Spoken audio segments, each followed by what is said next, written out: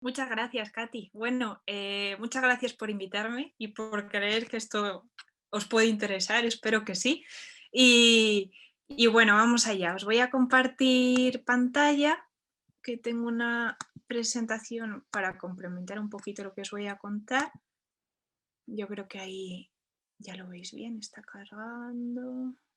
Ahí está. ¿Lo veis bien? Sí. Vale, perfecto. Pues como os ha comentado Katy, os voy a hacer una breve introducción basado en los estudios previos que hemos hecho sobre los sesgos cognitivos a la hora de procesar información, a la hora de tomar decisiones y bueno, vamos a ver muchos ejemplos que os sonarán, tanto en medios de comunicación como sobre todo en marketing, que se utilizan mucho y también en nuestro día a día, ¿no? Y bueno, esto es un poquito lo que os quería comentar, lo que veremos en este ratito. En primer lugar hablaremos sobre cómo pensamos, cómo decidimos y cómo procesamos la información.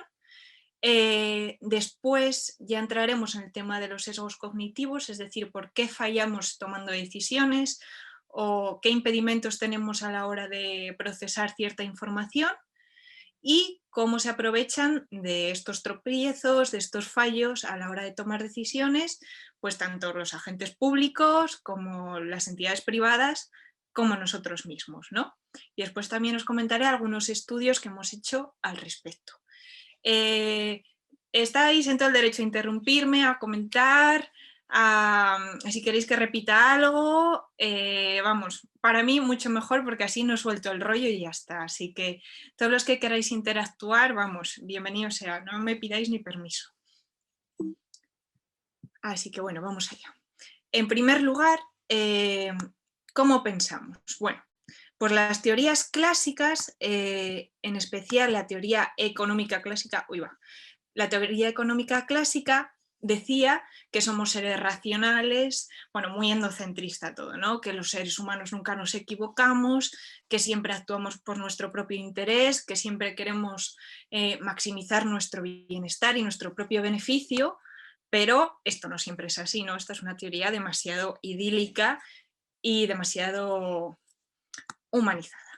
Entonces llegaron las teorías contemporáneas, sobre todo en base a la filosofía, que decía, oye, que los seres humanos también fallamos cuando tomamos decisiones y cuando pensamos. Somos humanos y cometemos errores, ¿no? Tenemos una racionalidad limitada que hace que no siempre actuemos de la manera pues que más nos conviene, ¿no? Es decir, las decisiones no son siempre óptimas, tenemos emociones que muchas veces nos hacen tomar decisiones que van en contra de la razón, ¿no? Y como las canciones de Alejandro Sanz. Y bueno, tenemos restricciones en el procesamiento, ¿no? Veremos en esta presentación un par de justificaciones a estas teorías que ganaron el Premio Nobel de Economía. Y yo estoy un poco en contra de que estén en el sector de la economía, porque es un poco feo hablar del beneficio, del interés y de la persuasión dentro del ámbito económico. Es un poco deshumanizante, ¿no? Pero bueno, ganaron el Premio Nobel de Economía en el 2002 y 2017. Ahora lo veremos. Pues bien, en torno a cómo pensamos, vamos a hablar de la racionalidad limitada. Los autores Kahneman y Tversky, que ganaron el Nobel de Economía en 2002, fueron los que dijeron que no éramos 100% racionales y estaban en contra de ese procesamiento de información siempre racional, ¿no? Entonces, estos autores, bueno, hay un libro muy interesante de 2011 de Daniel Kahneman que se llama Pensar rápido, pensar despacio, que habla de estos dos sistemas de procesamiento de información, el sistema dual, que él lo llama, ¿no? Que dice que los humanos tenemos dos sistemas a la hora de tomar decisiones o a la hora de procesar información. El sistema 1 o el sistema automático y el sistema 2, que es el sistema reflexivo. ¿En qué consisten estos dos sistemas de procesar información que tenemos en nuestra cabeza? Bueno, el primero, el ejemplo claro es Homer Simpson, ¿no? Que siempre actúa por impulsos, es intuitivo, está basado en la experiencia, en preconcepciones y es bastante inconsciente. Habla sobre todo de nuestro control involuntario, de actuar sin esfuerzos y sobre todo basándonos en nuestros propios actos reflejos. En cambio, el sistema 2 lo podemos asemejar a cómo piensa el Perota de Big Bang Theory. Y bueno, quiere decir que tenemos otra parte de nuestra cabeza que no es tan intuitiva e impulsiva, sino que tenemos también una parte de reflexionar, de controlar, que es deliberativa, que analiza la situación antes de actuar, que consiste en esforzarnos para conseguir algo y es más analítica. Estos dos sistemas formarían nuestra cabeza y ambos tienen cosas buenas y cosas malas. Vamos a ver ahora cuáles son. ¿Cuál sería mejor, el sistema automático o el sistema reflexivo? Bueno, pues ambos, como os acabo de comentar, tienen cosas buenas y cosas malas. Por ejemplo, el sistema automático procesa información súper rápido, 11 millones de bits por segundo en concreto, según estos autores. Y nos sirve para tener reacciones rápidas e impulsos, por ejemplo, correr cuando vemos que se nos va a caer algo en la cabeza. Es el sistema hacedor. Más ejemplos, este sistema rápido nos sirve, por ejemplo, cuando nos preguntan cuánto es 1 más 1. Pues en nuestra cabeza decimos 2, sin necesidad de tirar de nuestro sistema reflexivo, de las calculadoras, etc., ¿no? También es el sistema que utilizamos, por ejemplo, esto es un caso real que me pasó hace unos meses, en plena pandemia, que fue que se me incendió la tostadora en la cocina. Entonces mi sistema de reacción rápida fue echar litros y litros de agua. Ese fue mi sistema automático. ¿Qué pasaría si hubiese activado mi sistema reflexivo? Pues que sería mucho más lento, habría actuado muy despacio, habría dicho, voy a ver qué dice Google al respecto, qué puede hacer ante un incendio, voy a preguntar al vecino. Y se me habría incendiado la cocina, ¿no? Entonces el sistema automático muchas veces nos sirve para actuar de manera inmediata cuando lo necesitamos. Es el mismo sistema que, por ejemplo, un señor de la caverna que le está persiguiendo un dinosaurio, reacciona y sale corriendo o tira una lanza al dinosaurio y hace que no le coma. Es el sistema que nos ha hecho sobrevivir tantos y tantos años, ¿no? Entonces no es tan malo, aunque muchas veces cometamos errores por culpa de tirar de este sistema y no del otro.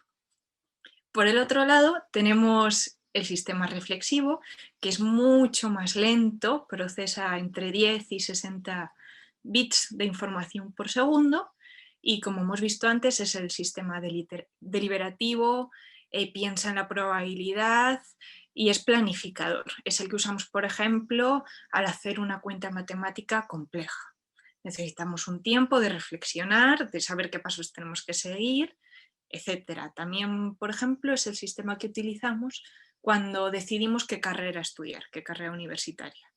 Muchas veces lo tenemos claro, pero no tiramos de intuición para estudiar, ¿no? O, por ejemplo, si nos compramos una casa o un coche, necesitamos un proceso más deliberativo y más lento. Es necesario cuando tomamos decisiones, sobre todo bastante serias, y que requieren contrastar información, pero claro, no nos sirve tanto como para sobrevivir rápidamente como el automático. Nos sirve para sobrevivir y tomar decisiones, pero requiere mucho más tiempo. Entonces, estos dos sistemas podemos decir que se complementan en nuestra forma de pensar.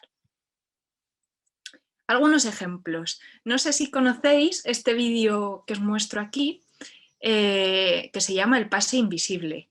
Es una manera de explicar qué es nuestra racionalidad limitada. Lo vamos a ver, a lo mejor alguno de vosotros lo conoce, pero a mí me parece una manera muy clara de hablar de cómo percibimos la información. Dura un minutito, así que lo pongo y ahora lo comentamos. This is a test of selective attention. Count how many times the players wearing white pass the basketball.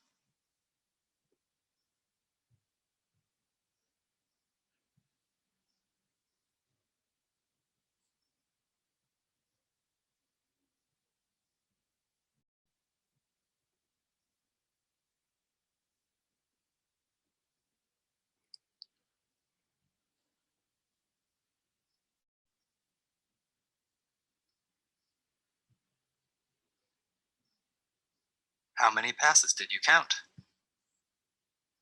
Muchos ya sabréis por dónde van los tiros, pero si habéis estado concentrados contando los pasos, Esto quiere decir que hemos estado muy concentrados con nuestro sistema lento, reflexivo, muy activo y muy pendiente de los pases de estos chicos.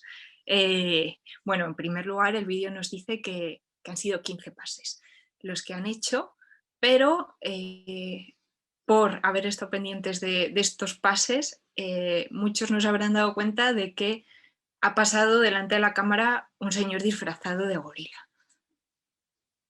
Vamos a verlo.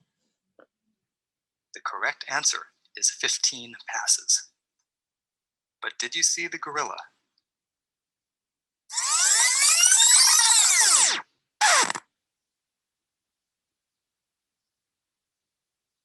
Ahí lo estáis viendo.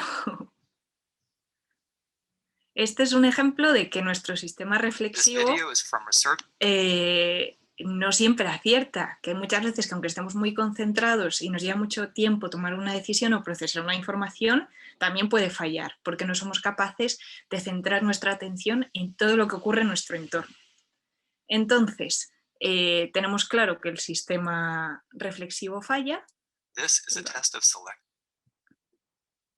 pero también en este ejemplo, las típicas ilusiones ópticas, podemos ver que nuestro sistema automático también falla. Seguro que conocéis un montón de este tipo de ilusiones ópticas. En este caso, bueno, hay dos flechas y yo ahora mismo os haría la pregunta, ¿qué flecha es más larga? Ahora mismo estaréis diciendo, jaja, Marta, que ya sé que son iguales. No, los que no los conozcáis, a mí no me la cuelas. Pero lo que en realidad ha pasado es que la gente que no esté familiarizada con estos efectos o estas ilusiones ópticas, o la primera vez que la veíamos, nuestro sistema automático, nuestra primera reacción, la más rápida, es decir, claramente la línea de abajo es mucho más larga. Nuestro sistema automático nos ha dicho eso. Pero en base a nuestra experiencia, ya que nos han podido explicar previamente qué ocurre en este tipo de ilusiones ópticas, nuestro sistema 2, el reflexivo, es el que está diciendo Marta, las dos líneas son iguales, ¿no?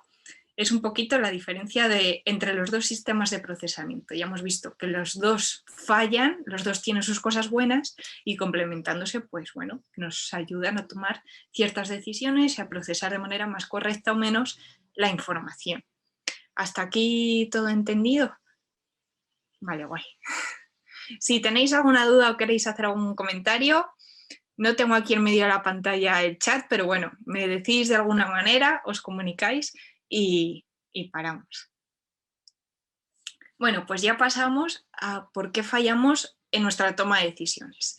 Ya sabemos que nuestro sistema de procesamiento es imperfecto y bueno, ahora vamos a ver por qué. ¿Qué pasa en nuestra cabeza para tomar estas decisiones que en muchas ocasiones son erróneas?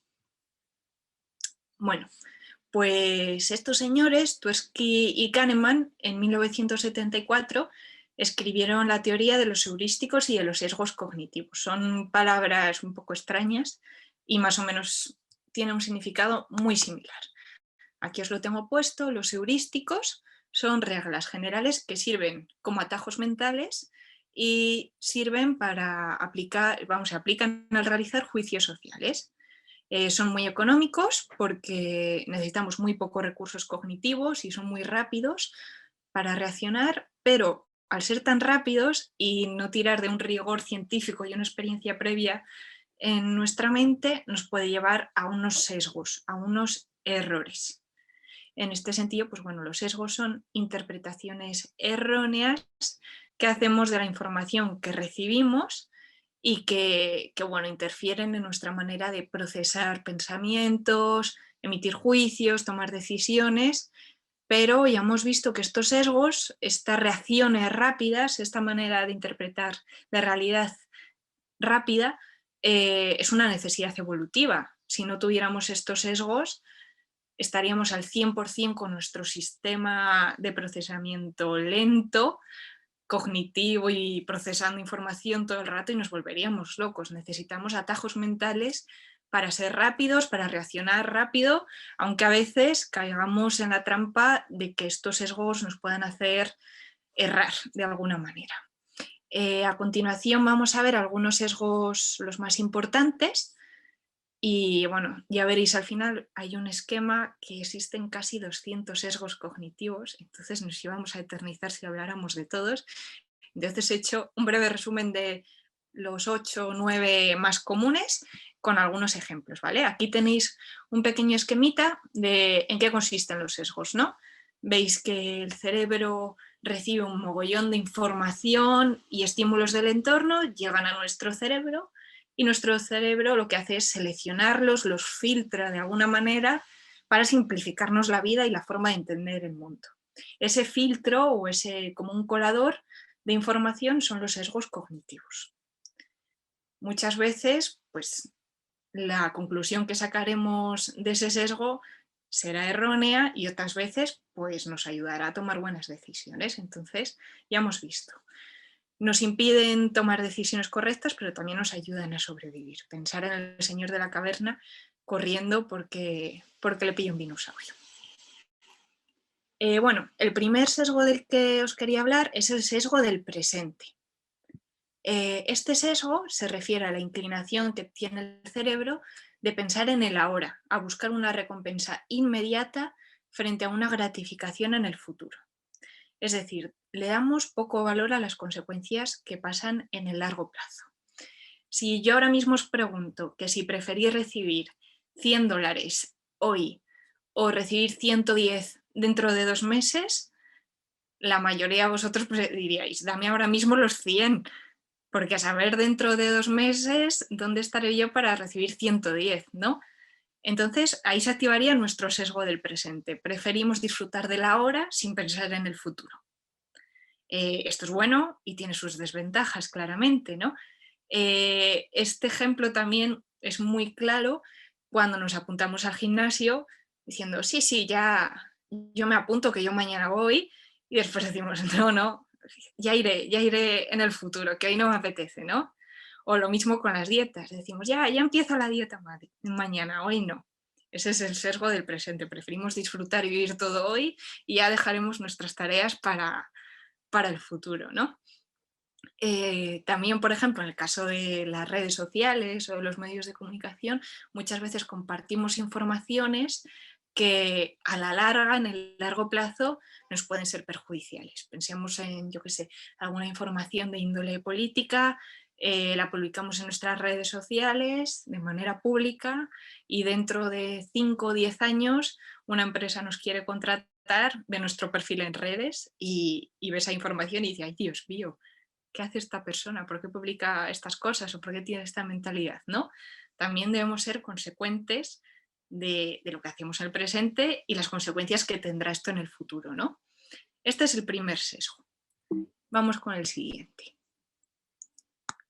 El segundo es el sesgo de confirmación, que consiste en cuando las personas buscamos y evaluamos información de una manera que se ajuste a nuestras ideas preconcebidas. Es decir, tendemos a encontrar y recordar información que confirma nuestras percepciones. De manera natural, vamos a favorecer buscar, interpretar y recordar la información que confirma nuestras ideas o hipótesis. Es decir, nosotros consultaremos un canal de televisión o un periódico que sea más afín a nuestras ideas que uno que no tenga nada que ver, porque encima nos enfadaremos diciendo, pero ¿qué dice esta gente? ¿No? Tenderemos a buscar información de gente o de medios que piensan como nosotros. Ahí tenéis los ejemplos, leemos medios afines a nuestras ideas, también lo utilizan en contra nuestra, por ejemplo, los discursos populistas de los partidos políticos, ellos saben perfectamente lo que pensamos nosotros, o la gran mayoría, lo que queremos, y porque todos los partidos políticos en campaña dicen, sí, vamos a bajar los impuestos. ¿Por qué dicen eso? Porque todo el mundo quiere que bajen, ¿no? Es un discurso muy populista y están buscando esta confirmación de todos. Esto va, Y esto... Marta, te hago una preguntilla, perdona que te interrumpa, cielo. Sí, dime. Sí, esto va muy de la mano, o sea, con la atención selectiva, ¿no? O sea, de solo leo o solo lo que puede confirmar lo que yo pienso y caes en un sesgo Y pasa mucho ahora en tiempo de política. Nos ha pasado ahora recientemente y ahora lo está viviendo, ¿no? España con Madrid y todo lo de solo leo o doy la razón a quienes confirman lo que yo pienso. Yo te voy a hacer después una pregunta, Marta, pero yo quisiera saber si hay algunas escalas o qué te puede permitir medir esto, si se puede o no. Pero bueno, ya luego si quieres me lo contestas al final con el resto de preguntas, pero porque o sea, no sé cómo se podría, de qué manera podríamos ver qué tanto tienes este sesgo en tu personalidad, ¿sabes? O sea, qué tanto tienes desarrollado esto de la confirmación, qué personas pueden, ¿sabes? ¿Quiénes pueden desarrollar más un tipo de sesgo versus otras? Entonces, no sé, las preguntillas que te voy a hacer también luego. Gracias. Me has hecho un tráiler. Muchas gracias, Katy. Bueno, la verdad es que eso, lo que comentabas de los sesgos de las campañas políticas y los discursos, permanentemente, o sea, buscan el like, por así decirlo, ¿no? Van al discurso populista y a correr, pero esto también puede ser muy peligroso, por ejemplo, pensando en los discursos antivacunas, ahora mismo del COVID, una persona negacionista buscará discursos muy afines a él y irá buscando gente que piensa como él para retroalimentarse y entrar en un bucle de noticias falsas que diga, sí, sí, tengo razón, porque aquí he encontrado un señor que ha dicho que tengo razón, aquí otro, y entonces yo no estoy solo, así que si no lo digo yo solo y lo dice más gente, pues no será tan raro, ¿no? Entonces es muy peligroso no encontrar una diversidad de opiniones y sobre todo, bueno, claramente si hablamos de temas de salud, que por eso también se están retroalimentando este tipo de discursos. Luego veremos otro sesgo que tiene que ver con los líderes de opinión o gente influencer que decimos, uy, aquí va a haber gente muy importante que va a hablar de este tema y que confirma mi teoría. Pues aquí en España ahora mismo está ocurriendo con ¿cómo se llama este hombre? El cantante, bueno, un hombre negacionista, Miguel Bosé. Miguel Bosé, eso es, que a costa de ese señor está todo el mundo, sí, sí, Miguel Bosé tiene razón, yo también soy negacionista. Pues imaginaos a todas las señoras de mediana alta edad diciendo, a mí este señor me encantan sus canciones, entonces lo que dice, pues era verdad, ¿no? Entonces es muy peligroso también en ese sentido, se puede usar para bien, pero es otro tipo de sesgo. Tienes una pregunta de Cris Fernández, no sé, ha levantado la mano que les hemos pedido eso, si querían interactuar, que lo hagan. Sí, sí, ¿Puedes sí. desactivarte el micrófono, Cris, o te le desactivo yo? A ver, ya está, ve si puedes. Que les he bloqueado porque hemos tenido sus... La ha silenciado de por vida casi. Ya está, Cris, sí, pero ahora Hola. sí, ya está. Sí, ahora justo que Katy hablaba de las escalas y todo, como que se recomendaría para disminuir el sesgo, porque sí, o sea, hay un montón esto de incluso con las redes sociales que nos meten en esta burbuja y es continuo, o sea, todos los días tenemos una reafirmación de que todo lo que pensamos es cierto, o sea, y a veces como que ya se vuelve inconsciente, pero tú como experta, ¿qué nos recomendarías para medio salir, pese a que ya está, yo creo que al menos yo tengo tan interiorizado ya mi burbuja social, entonces, eso. Pues es muy complicado, la verdad, y sobre todo en el tema de Internet, porque pensemos en que en el momento en que haya una política de cookies, las famosas cookies, ya nos están filtrando la información que a nosotros nos interesa y que va a ser la que reafirme nuestras ideas. Entonces, o acabamos con la política de cookies o estamos perdidos. Hombre, podemos forzar un poco la máquina y decir, vale, venga, voy a leer esta información, esta noticia, desde una perspectiva que se sale de mi zona de confort, que eso ahora mismo se dice mucho, ¿no? Salir de la zona de confort, leer noticias desde varios puntos de vista. Decimos, vale, a partir de ahí me hago una idea más objetiva, interiorizo lo que más y menos me interesa, lo que creo que es más y menos afín a mí, pero bueno, tengo una visión bastante global de un suceso, de una noticia, etc.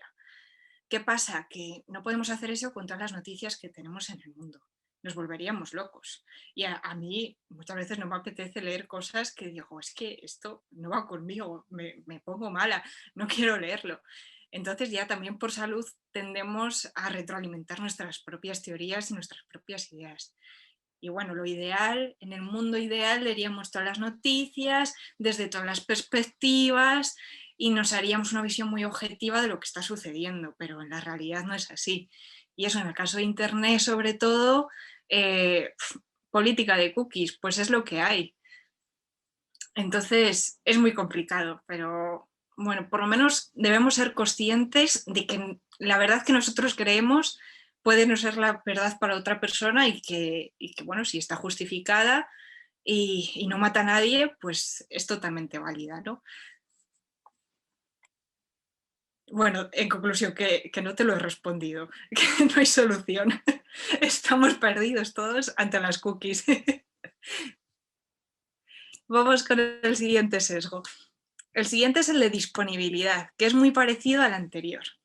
Este sesgo lo que nos dice es que el cerebro sobreestima la información que conocemos porque es más fácil de recordar. Es decir, sobreestimamos la información que se nos presenta más disponible y accesible, considerando que aquello que se nos viene a la mente es lo más común o importante. Por ejemplo, nos basamos en los ejemplos inmediatos que se nos vienen a la mente cuando hacemos un juicio o valoramos una opinión. El ejemplo más claro, cuando vemos a alguien por la calle, nos presentan a alguien y así de primera impresión nos cae fatal. O nos dicen su nombre y nos recuerda a alguien con ese mismo nombre que de pequeña me caía fatal o era un profesor que me tenía muchísima manía, ¿no? Y ya le coges como una tirria así de primeras que no tiene sentido. Pues este sería el sesgo en la disponibilidad, que tiramos de los recuerdos que tenemos nosotros para crear valoraciones. Tiene también mucho que ver con los prejuicios, ¿no? Esto también, por meternos un poco en el contexto del COVID, aunque estamos bastante saturados, sería hablar de la exposición que tenemos. Aquí, por ejemplo, en España está ahora la gente como loca porque la gente dice que la vacuna provoca trombos, ¿no? Entonces hay mucha gente que no se quiere vacunar. Entonces la gente que estamos recibiendo información constante en los medios de comunicación de casos de trombos, que en realidad habrán sido en España 4 o 5 casos de millones y millones de vacunas que se han puesto, pero si solo nos repiten la misma información de que la vacuna causa trombos, que hay un señor muy grave, que no sé quién se ha muerto, pues claro, cuando nos pregunten ¿qué opinas de la vacuna?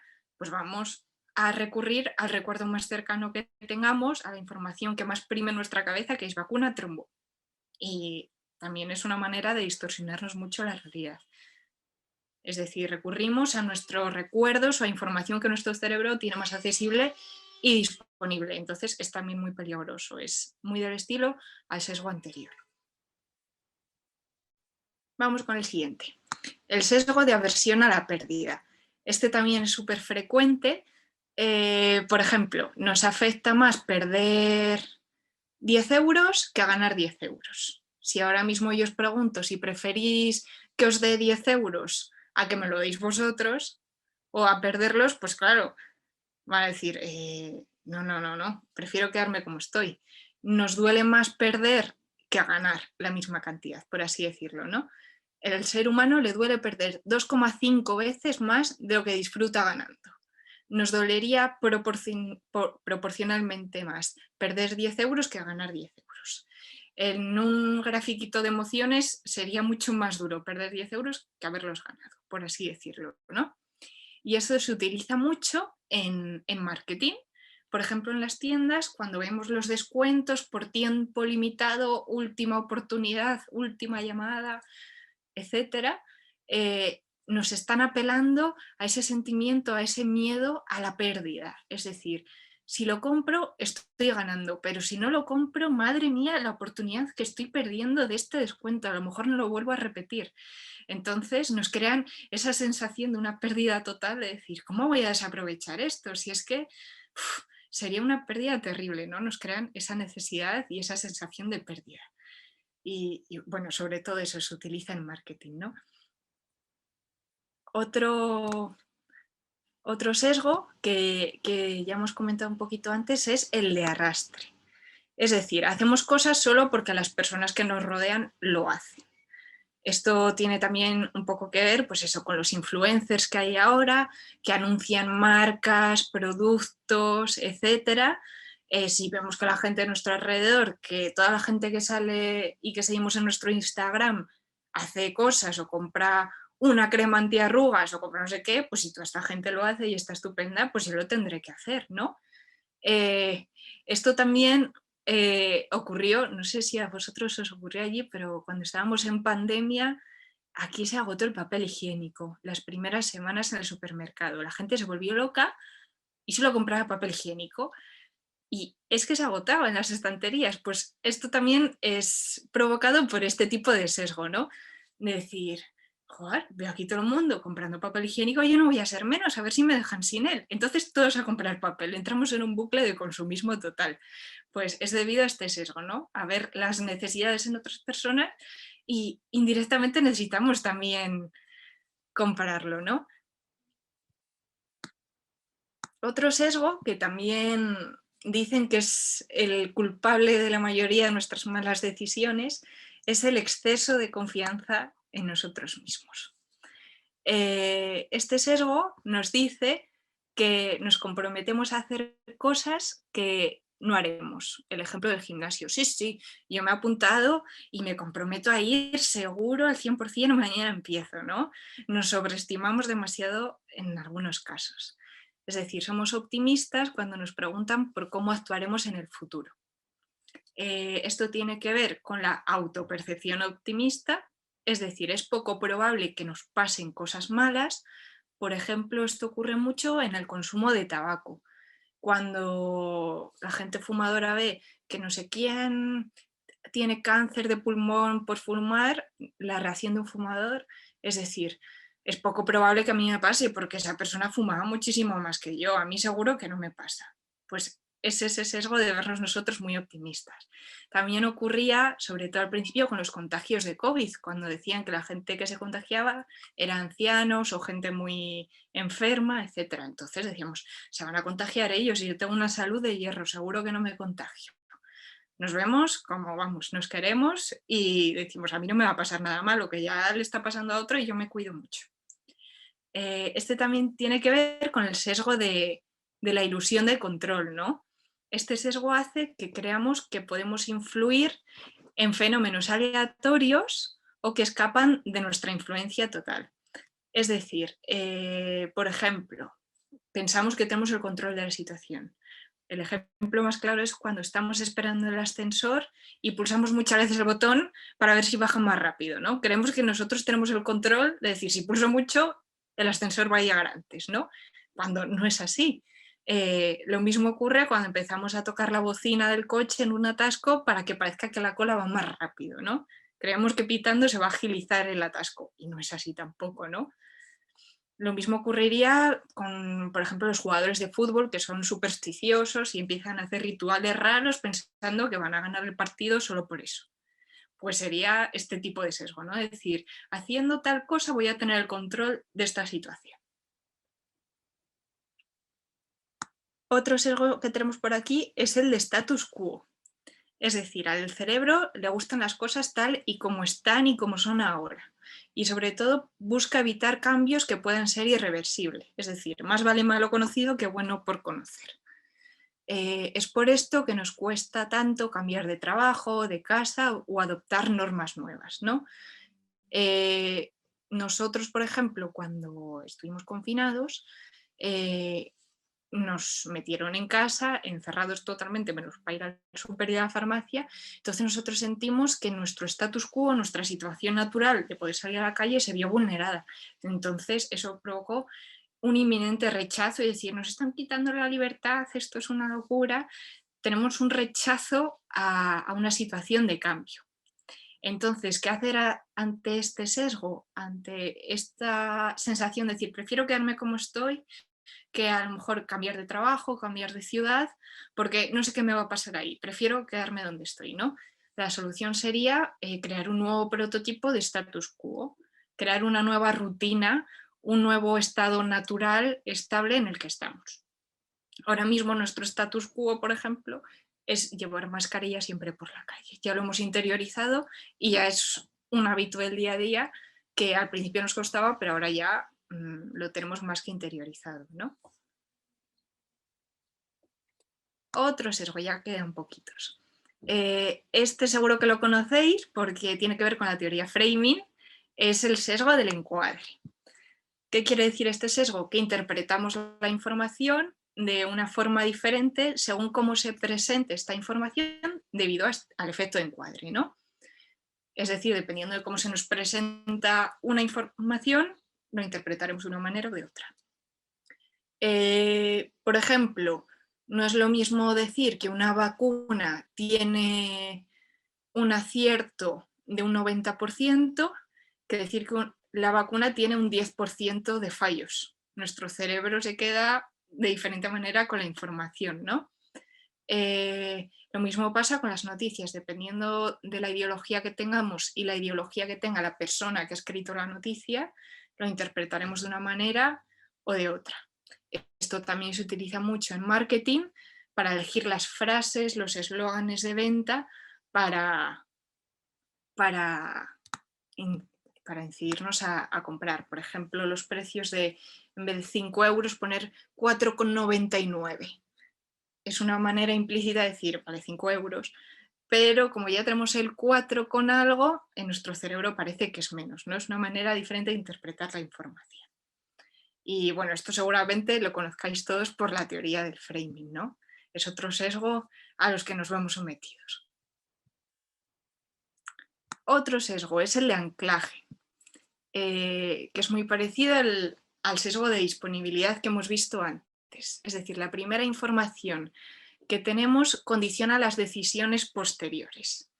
El ejemplo más claro de todos es el de la teletienda. Seguro que habéis visto algún anuncio de estos de picadoras, bicicletas estáticas, cremas de baba de caracol, bueno, ese tipo de potingues. Y esas cosas lo hacen súper bien y se centran en este sesgo de anclaje para que la gente compre. ¿Qué estrategia sigue la teletienda? Primero, nos presenta el producto, una picadora de verduras, con un precio ancla, es decir, la primera información que se nos va a presentar sobre este producto. Por ejemplo, 200 euros. Ese es el precio ancla. Y según va avanzando el anuncio, van reduciendo el precio. Hemos sacado una oferta en vez de 200, 100. Pero solo por tiempo limitado vamos a tener una oferta a 70 euros. Y diremos, uy, qué barato, si costaba 200, nuestro ancla, la información de anclaje, era mucho más alta. Decimos, 70 euros es baratísimo este cacho de plástico que pica verduras, ¿no? Y luego encima lo rematan diciendo, a las 5 primeras llamadas que compren el producto les vamos a regalar un juego de cuchillos. Y aquí ya nos están metiendo también un sesgo de aversión a la pérdida. Es decir, ay Dios mío, como no llame ahora, voy a perder un juego de cuchillos también. Pierdo la oferta de la picadora y el juego de cuchillos. Entonces, bueno, yo creo que este es el ejemplo más claro, ¿no? El anclaje es como el precio base, el inicial, el valor de una cosa o un servicio, y a partir de ahí nos engañan, sobre todo en el tema de los precios, ¿no? Lo mismo ocurriría, por ejemplo, en la carta de un restaurante, donde nos enseñan una hamburguesa de 15 dólares, debajo una de 25 y debajo una de 50. Y decimos, bueno, pues entonces la de 25 no es tan cara. Si hay una de 50, al ver el ancla, el precio anclaje, nos relativiza viendo toda la carta, todos los precios, y decimos, pues la de 25 no es tan cara. Quizás si solo nos hubiesen ofrecido la opción de 15 y 25 dólares, decíamos, pero ¿dónde va la de 25 para una hamburguesa? Es carísimo. Pero como nos han metido una de 50, nuestro ancla, nuestra primera información que recibimos, nos desajusta el precio, el baremo de precios que tiene esa carta, y 25 dólares no nos parece tan caro, por ejemplo. Y por último, aunque es menos común, pero es que me hace mucha gracia, es el efecto IKEA. Hay muchos sesgos que tienen nombres de empresas porque nacieron con ellas y las utilizan muchísimo. También tenemos el sesgo Google, hay muchísimos sesgos. Este sesgo IKEA aparece cuando le damos mayor valor a las cosas que hemos creado nosotros mismos parcial o totalmente. El experimento que encontró este sesgo consistía en en que unos señores, unos investigadores mandaban a hacer unas piezas de origami a un grupo de personas. Entonces les dijeron, vale, ponle un precio ahora que lo has hecho, estas figuritas de origami. Y la gente a sus propias creaciones las vieron súper valiosas porque las habían hecho ellos y dijeron, no, la mía es más valiosa que la de este tío, aunque fuera la misma, pero decía, es que la he hecho yo, es que tiene mucho más valor. Y le daban prácticamente el mismo valor que una pajarita de papel hecha por un experto en origami. Es decir, tenemos una necesidad psicológica a sentirnos competentes y útiles. Y esto es lo que hace IKEA. La última parte de montaje nos la asigna a nosotros. ¿Para qué? Para que psicológicamente cuando vemos el mueble montado le demos muchísimo más valor y nos den mucha pena desprendernos de él, aunque nos haya quedado fatal y sea una mierda, pero como hemos invertido tiempo y esfuerzo, le damos mucho más valor a eso y por eso mismo IKEA muchas veces tiene productos bastante más caros porque sabe que la gente está dispuesta a pagarlo porque luego el valor final que va a tener ese producto, el valor psicológico que le dé la gente va a ser muy alto porque lo han hecho ellos. Es igual que los marcos de macarrones que hacen los niños pequeños por el Día de la Madre, que es una mierda, pero el niño lo tiene como oro en paño porque lo ha hecho él y le parece una maravilla, pero en realidad son 4 macarrones puestos, ¿no? Pues sería este tipo de sesgo. Y las empresas se aprovechan de ello. Lo mismo ocurriría en vez de IKEA, por ejemplo, estos polvos preparados para hacer bizcochos o tortitas. Lo mismo, son carísimos porque en realidad son 4 polvos, pero ya te dicen échale un huevo y un poco de leche y al horno. Y como ya le das ese valor un poquito de hecho a mano, lo he hecho yo, con mucho cariño, pues te lo cobran más caro. Es ese tipo de sesgo, ¿no? Y aquí, para cerrar un poquito el tema de sesgos, aunque ahora quiero concluiros con otra cosita, aquí tenéis un esquema de todos los sesgos cognitivos que existen. Es una locura, 180 creo que son, es tremendo. Pero bueno, muchos están muy relacionados y son muy parecidos. En la siguiente tabla aquí tenéis como un resumen de todos los que hemos visto hasta ahora, los problemas que los sesgos nos ayudan a abordar, que bueno, el primero es cuando tenemos muchísima información, una sobrecarga, encontramos relaciones de esa información con recuerdos o nos atraen ciertos detalles que confirman nuestras ideas y filtramos por ahí la información cuando es demasiada. Otra cosa que nos ayuda a los sesgos es la falta de información o significado. Cuando nos dan una información que no entendemos muy bien o a la que le falta algo de información, nuestro cerebro crea patrones o ante datos escasos o completamos características con estereotipos que tengamos nosotros en la cabeza. Cuando necesitamos actuar rápido, pues los sesgos nos dan la confianza que necesitamos en nosotros mismos y si debemos elegir, tendemos a elegir la opción menos riesgosa para nosotros o que confirma el status quo. Y luego, sobre qué debemos recordar, nosotros almacenamos recuerdos de manera diferente en función de cómo se experimenta y seleccionamos los elementos que más nos llaman la atención, ¿no? Entonces, a pesar de que hay muchos sesgos que nos limitan la información objetiva, nos ayudan a agilizar mucho nuestra mente, ¿no? Y bueno, ya por último, esta última parte, ¿quién y para qué se aprovecha de estos sesgos? ¿Quién? Pues todos.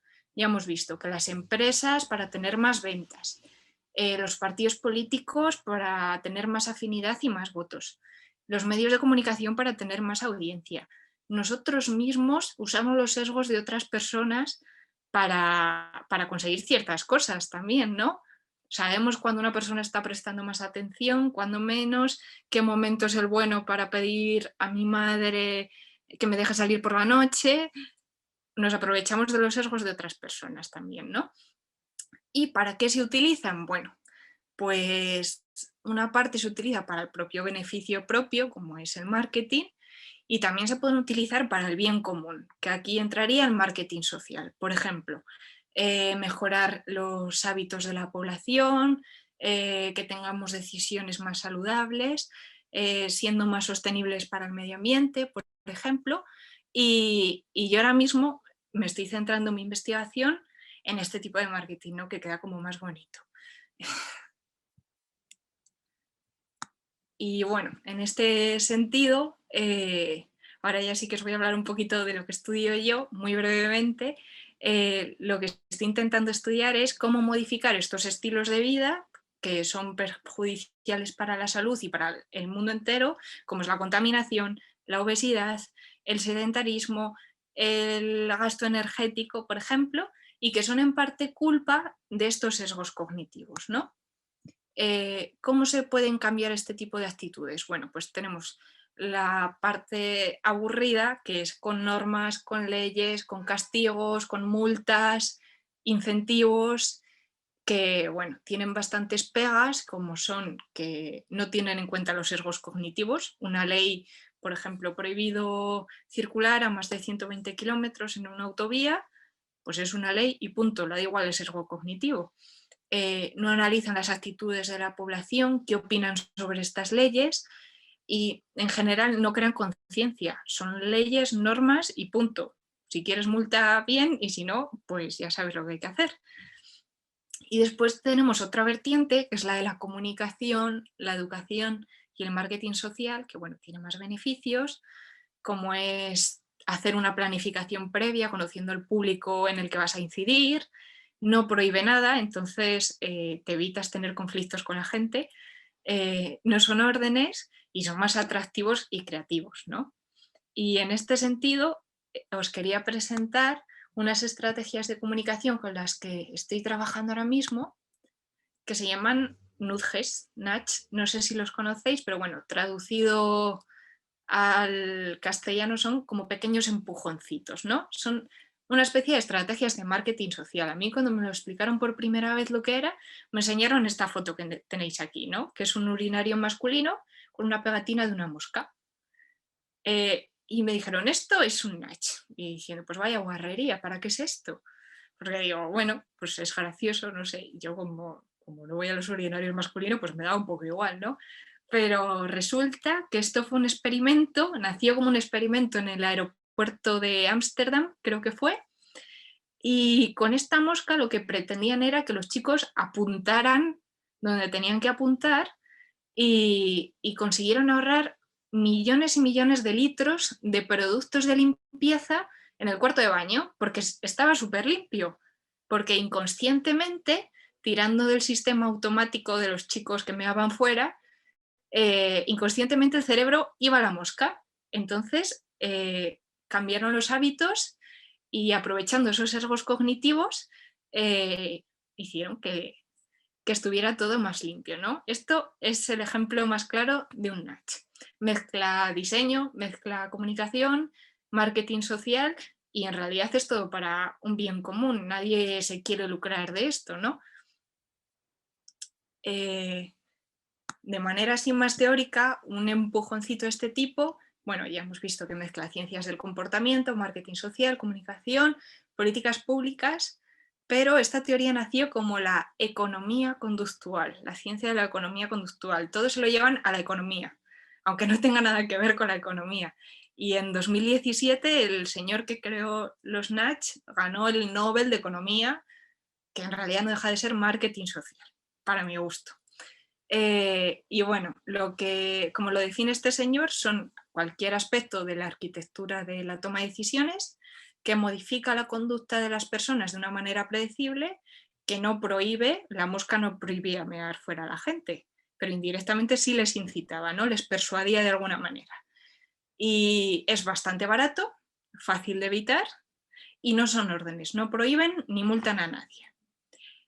Otro ejemplo sería colocar la fruta de manera más visible en el supermercado para que la gente la consuma más, pero si prohibiéramos la comida basura, no sería un nudge. Aquí tenéis más ejemplos. Seguro que conocéis el plato de Harvard, el plato nutricional que se lleva ahora. Bueno, esto fue un invento, una transformación de la pirámide de alimentos en la época del gobierno de Obama. El señor que creó los nudges fue su asesor en términos de salud pública y le propuso crear este nuevo diseño del plato de alimentos, donde quedaba mucho más clara la información de lo que se tenía que comer más o menos, ¿no? Es decir, todo busca el bien social. Aquí os he puesto varios ejemplos gráficos. El primero, pues, por ejemplo, son unas pegatinas para que la gente se anime a subir escaleras y haga más ejercicio, y te va diciendo cuántas calorías vas quemando según subes. Otro ejemplo tenéis ahí sobre el gasto de papel o concienciación del gasto de papel. Los nudge lo que buscan es el bien común y personal, sobre todo en términos de salud y de hábitos sostenibles, ¿vale? Otro ejemplo que tenéis por aquí, esta de las colillas se hizo en Madrid hace unos años para que la gente no tirara las colillas de tabaco al suelo. Pusieron esas papeleras y la gente tenía que votar cuál era el próximo campeón europeo de la Champions. Y la gente pues inconscientemente iba ahí a tirar la colilla y votaba. Luego también tenéis por ahí un ejemplo para tirar la basura, para incentivar a la gente a que no tire la basura al suelo en forma de juego. Y luego ahí abajo tenéis un ejemplo del metro de Moscú del año pasado, que para fomentar que hicieran más deporte, instalaron un aparato en el metro en el que haciendo 30 sentadillas te regalaban el billete de metro. Entonces la gente hacía deporte, hacía las 30 sentadillas y le salía el viaje en metro gratis. Ese sería otro nudge, por ejemplo. Y nosotros, esto ya son imágenes reales hechas por mi móvil, hicimos un estudio en un comedor universitario aquí en Salamanca, para que los chicos comieran mejor, para que eligieran en un buffet alimentos más saludables. Entonces decidimos poner etiquetas con información nutricional de los alimentos. Ahí tenéis varios ejemplos, pues por ejemplo las patatas fritas, poníamos una carita triste y decíamos que era alta en calorías, alto en grasas, carbohidratos, y fomentamos con caritas contentas pues el consumo de verduras, de pescado, de alimentos más saludables, ¿no? Y con este tipo de información, que no deja de ser un nudge tipo etiquetado de alimentos que se está poniendo ahora mucho de moda, del Nutri-Score y todo eso, hicimos un experimento. Primero analizamos cómo comían los chicos de manera habitual y después hicimos lo mismo, pero con las etiquetas en los productos. ¿Vosotros creéis que funcionó, que comieron mejor? ¿O que dijeron, pero esto qué es? Bueno, pues efectivamente funcionó. Aquí tenéis un gráfico de cómo cambió la alimentación de los chicos durante los días que analizamos. Bajó el consumo de pasta, el de arroz, subió el consumo de legumbres, de ensalada, de verduras, de carne blanca, de pescado, de ensalada, de fruta, bajó el consumo de carne roja, de patatas fritas. Entonces la verdad es que quedamos muy contentos. Después de este estudio les pasamos una encuesta para ver qué opinaban del tema y la mayoría nos dijo que les gustaría que se quedaran este tipo de estrategias, especialmente no por la información extra que les aportaba, sino por las caritas, los emoticonos que incluía la comida, porque cuando veían una cara triste se sentían fatal. Y yo, según estaba tomando datos, les escuchaba porque los tenía delante y decían, es que mira cómo me está mirando, es que esa hamburguesa no la puedo comer, no puedo, es una cara súper triste. Entonces iban al pescado porque se sentían fatal.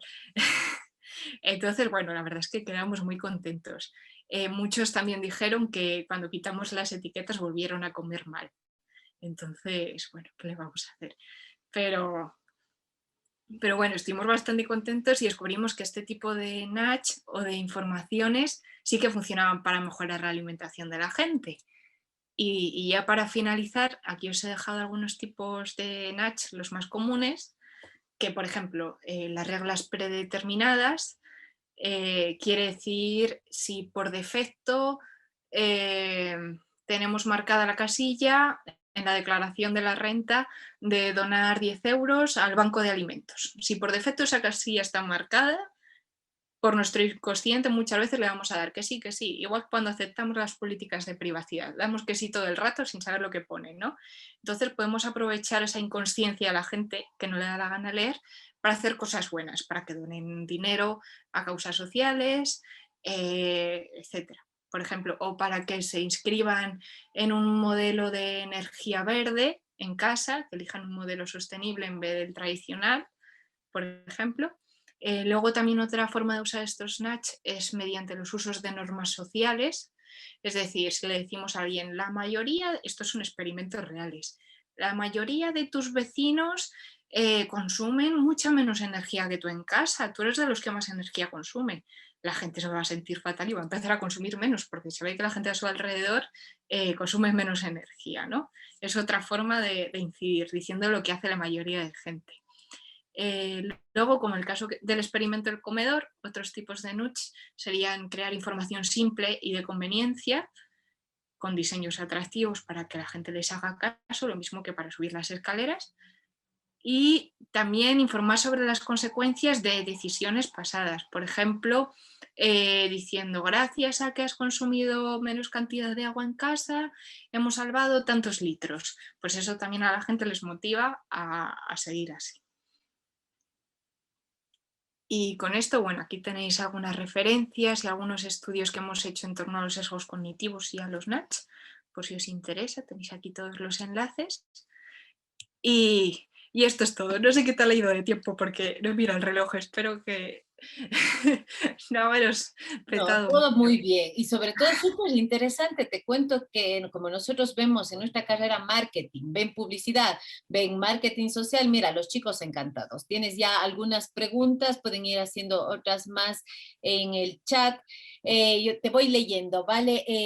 Marta, súper interesante. Y sabes que yo no sé si recuerdas de Pratkanis, de las técnicas de Pratkanis, de persuasión y tal. Entonces, yo te digo porque como les he dado a los que están aquí, casi a todos, marketing social, pues tocábamos mucho este tipo de, ¿sabes?, de cositas. Pero bueno, me encanta porque lo de los sesgos cognitivos es tan largo y es tan interesante que cómo lo has resumido y cómo lo has hecho, te agradezco muchísimo.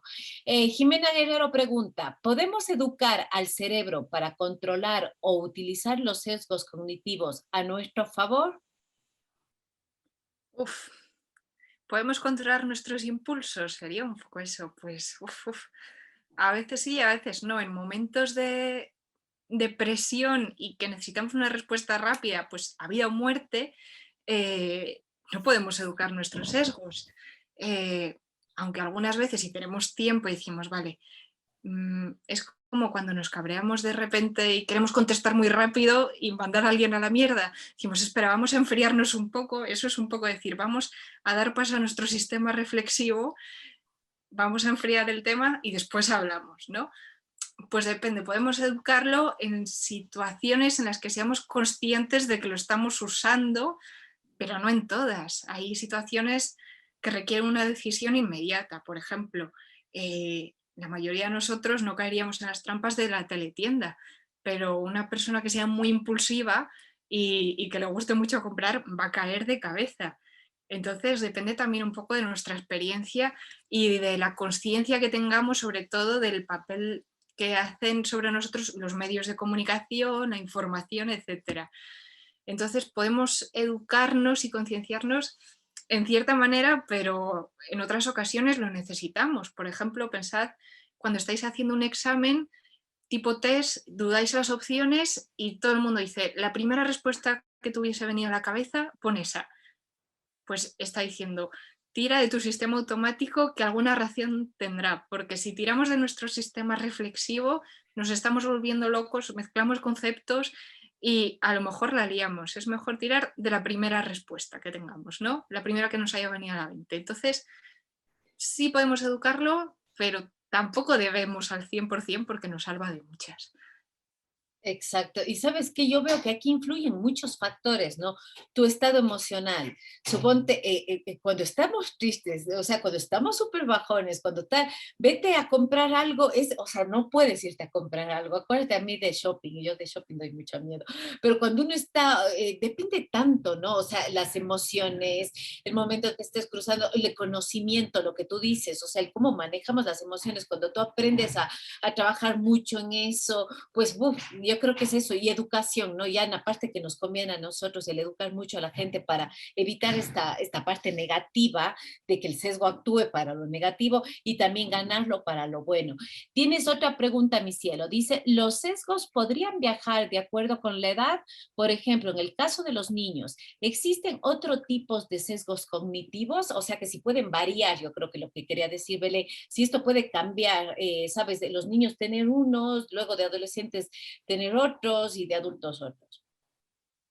Sí, sí, claro, sobre todo los que tienen que ver con esos sesgos que nos recuerdan a eventos pasados o a experiencias previas o a casos cercanos, pues claro, dependiendo del momento que tengamos y lo que pasa a nuestro alrededor, lo recibiremos de una manera o de otra. Por ejemplo, no percibiremos igual el COVID si tenemos a un familiar enfermo cercano que una persona que no conoce a ningún caso a nuestro alrededor. O sea, depende mucho del contexto y también de la edad que tengamos. Los niños son totalmente impulsivos y van a lo loco.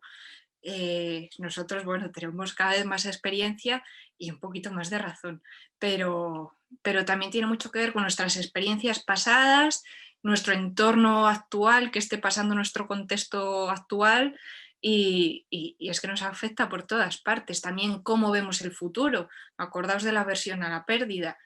No es lo mismo crear un plan de pensiones o un seguro de vida que decir, ¿para qué quiero yo un seguro de vida si me voy a morir dentro de 80 años? Entonces también depende mucho la visión que tengamos del futuro.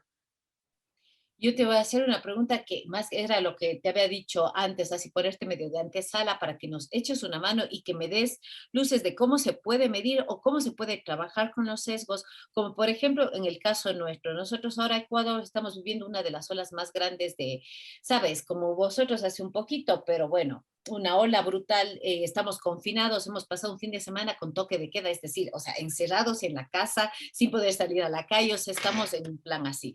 Sin embargo, tenemos un mogollón de fiestas clandestinas, ¿sabes? Reuniones sociales, o sea, y sobre todo adolescentes jóvenes. Bueno, como allá, no te cuento nada nuevo, ¿no? O sea, tal como pasa allá. Y yo siempre digo, es esa baja percepción de vulnerabilidad que tú le hablabas como dentro de lo que es sesgos, como la percepción esta de, se me fue el nombre que le habías dicho, la percepción optimista, que se llama también. Aquí, ¿sabes? Esta baja percepción del riesgo, de a mí no me va a pasar, la de la percepción de invulnerabilidad. Tú que has estudiado los de los sesgos, ¿cómo crees que podríamos trabajar o qué podríamos crear, qué piezas, qué contenido mediático se puede crear para luchar contra esta percepción optimista de a mí no me va a pasar nada, ¿sabes? Esta invulnerabilidad y sobre todo que nos pasa en los jóvenes? ¿O qué más variables se pueden analizar? Porque no es solo egoísmo, o sea, es también su necesidad social. ¿Qué más cosas podemos trabajar? Porque te juro que es algo de que a mí me está, o sea, rondando la cabeza, ¿cómo más se puede hacer? Pues en ese sentido, a ver, es muy complicado porque hay muchos jóvenes descontrolados que da igual lo que les digas, partiendo de ahí. Sí que es verdad que algunos medios de comunicación, por lo que han tirado, es, por ejemplo, de mensajes muy emotivos, muy cercanos. Por Testimoniales. ejemplo, se me viene a la cabeza, pues eso, decir, tu abuelo, este señor podría ser tu abuelo y te plantan ahí un señor muerto en la tele, imágenes con mucha crudeza que bueno, en parte sí, vale, te apelan a tus sentimientos más crudos y tus instintos más animales, decís, madre mía, que estoy viendo un señor muerto. Pero por otra parte, este tipo de mensajes también, como estamos tan, eh, no sé cómo decirlo, estamos tan acostumbrados a este tipo de contenidos tan crudos, ya a la mayoría de nosotros no nos afecta ver sangre en los medios de comunicación porque estamos anestesiados de este tipo de informaciones. Entonces, ¿funcionan apelaciones más a sentimientos y temas más emocionales? Pues puede ser. Pero es complicado. Yo creo también, hombre, los mensajes fríos y objetivos de las autoridades sanitarias recomiendan que te quedes en casa, pues te da igual. Yo creo que hay que apelar un poco en parte también a esos sentimientos, a esas emociones. Y yo creo que también en el caso de los jóvenes ver que ellos también son vulnerables, mostrar casos de jóvenes que están en la UCI o que han fallecido. Por ejemplo, en nuestro caso hicimos un estudio sobre quién apoyaría más tipos de NACH y quién estaría más de acuerdo en aplicarlos en su país, y vimos que la gente con más sentimientos colectivistas, es decir, sobre todo en Asia tiene mucho sentimiento colectivista, es decir, todos a una, todos en casa, pues lo que diga el chino, o sea, todos encerrados en casa. La gente que tiene más sentimiento y más percepción colectivista sí que tiende más a cumplir las leyes y a aceptar las medidas. Sin embargo, nosotros que tenemos una cultura más individualista, decir, pues yo hago lo que me apetezca, me da igual lo que diga este señor, o me da igual que mi vecino se esté muriendo, que a mí no me está pasando nada, pues también es un problema cultural. Porque mirad eso, China o Japón, cómo controló la pandemia, de que todo el mundo obedecía, todos se quedaban en casa y todos cumplían las normas. Tiene una cultura, pero eso también tiene que ver con la cultura, ya no es solo una persona que piensa particularmente en eso. Entonces, ¿qué hacemos ahora? Nos achinamos, creamos una cultura colectivista y nos comportamos como ellos. Pues hombre, tampoco es eso. Pero en una situación extrema, pues eso, de pandemia mundial, más extrema que esta, que tenemos una guerra, yo creo que habría que apelar un poco a ese sentimiento de conciencia colectiva, y en el caso de los medios de comunicación yo creo que lo más efectivo eso sería tirar de lo más sentimental, emocional, que te toque la fibra, ese tipo de mensajes como las campañas de Navidad, que hacen campañas de Navidad y te acuerdas de todo porque te toca la fibra y te dan ganas de llorar. Pues ese tipo de mensajes yo creo que es lo que dices, por lo menos lo recuerdan, porque un mensaje objetivo, científico 100%, dices, bueno, majo, ya está. Pero yo creo que estos mensajes que te tocan la fibra, por lo menos lo recuerdan y en parte, no sé hasta qué punto, conciencian más. Vale, muchas gracias. José Mateo, ¿quieres hacerle tú la pregunta? Te quito el micrófono. A ver, solicitar para activar el audio. Ya, mijo, prueba. Sí, ahí está. Bueno, hola Marta, gracias por tu tiempo hoy. Y lo que yo te quería preguntar un poco es, o sea, en este tiempo en el que estamos tan aislados, tan cortados de interactuar con otros, de escuchar otras voces, ¿cómo piensas tú que podemos superar estos sesgos o darles algún tipo de pelea ante este antipluralismo que tenemos de parte de los medios, de las redes sociales? Parecería de todas partes, ¿no? O sea, ¿quieres decir los sesgos que nos hacen estar como más individualizados? No creer y no respetar lo otro. Lo siento, es que si ustedes vieran los ataques de los hackers que tenemos, ya hijos. Gracias, Ahora Katy. Sí, sí, sí, justo eso, porque entonces, como tú nos comentabas, hay esta tendencia al status quo, a la prevalencia del uno mismo, de nuestros propios sistemas de creencias. Entonces, como un poco bajar esa barrera, ¿no? Porque parece que estamos muy a la defensiva, quiero decir. ya como que tenemos mucho eso de confirmamiento, ¿no? Ese sesgo que ella decía, que solo lo que confirma nuestras ideas y ya no somos antipluralistas, como tú dices, ya tenemos, vale, sí, sí le calaste, ¿no, Marta? Vale. Muchas gracias. Yo creo que un sesgo se podría también modificar con nuestro sesgo. En este caso, por ejemplo, de la gente que piensa y se autoconfirma sus teorías y no cree un poco lo que está pasando o no toma las medidas suficientes, se podría curar con el sesgo que hace que confiemos en la gente que está a nuestro alrededor o que hacemos las cosas que hacen los influencers, por ejemplo. Ese sesgo se podía curar con, por ejemplo, en el caso de España, el director de alertas sanitarias, cuando veía que la gente no se ponía la mascarilla, lo que hizo fue hacer un llamamiento público en televisión a todos los influencers diciendo, por favor, empezar a publicar fotografías en las que solo tengáis mascarilla, porque la tendencia era, me hago una foto en la calle, me quito la mascarilla, voy hablando por la calle con la mascarilla, y era lo que hacían los influencers, ¿no? Entonces este pobre hombre ya en un intento desesperado llamó a los influencers y le digo, por favor, crear conciencia social y llenar las redes sociales de fotografías de vosotros con mascarillas porque influís en muchas personas. Entonces, en ese sentido, yo creo que sí fue bastante efectivo y tirar de gente influyente o que tenga cierto renombre social a la que la gente pues le haga caso o al menos la tenga en cierta estima, yo creo que sí se podría tirar de ahí y crear pues eso, nuevas corrientes de opinión, por así decirlo, que nos saque de ese status quo y que diga, vale, tenemos que salir de esta zona de confort, pero la nueva zona de confort no está tan mal, estamos viendo referentes que están en ella, que están bien, se les ve disfrutando relativamente, no les está pasando nada y parece que es la nueva normalidad, por así decirlo. Y si esta gente ha conseguido llegar hasta aquí, yo también puedo. Entonces yo creo que ese tipo de sesgo es complicado, pero una forma de paliarlo de alguna manera es pues con ese otro sesgo.